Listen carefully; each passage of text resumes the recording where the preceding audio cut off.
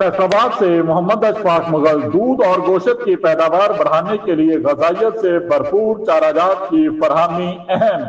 अयूब ज़रई तरक्याती इदारा फैसलाबाद में खरीफ चाराजात 2024-25 के पैदावारी मंसूबे की मंजूरी।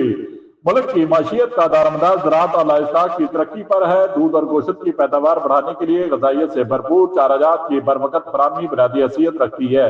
इन ख्यालात का इज़हार director general adaptive research Punjab doctor Ishtiaq Hasan Ayub ज़रई तहक़ीक़ाती इदारा में मुनक़दा खरीफ चाराजात 2024-25 की पैदावारी मंसूबे की मंजूरी के इजलास की सदारत करते हुए कहा। इजलास में ज़रई माहिरीन और साइंसदानों ने शिरकत की, जिनमें Javed Ahmed director adaptive research Punjab, doctor Asif Iqbal माहिर इग्रामा नूमी, doctor Imtiaz Niazi director food research institute Sargodha, Ziaul Qayyum माहिर शुमारियात और doctor Asif Ali director research information शामिल थे।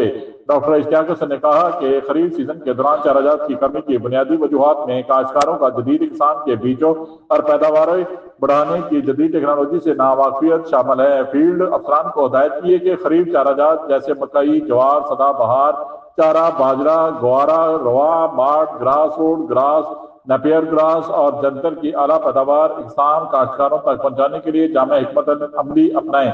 डॉक्टर इम्तियाज न्याजी ने ग़िज़ाई और नगद फसलों के साथ खरीफ चाराजात बिलखसूस मार्ट ग्रास, रोड ग्रास और नेपियर ग्रास की काश्त को फ़रोग़ देकर दूध और गोश्त की पैदावार में इजाफा मुमकिन है।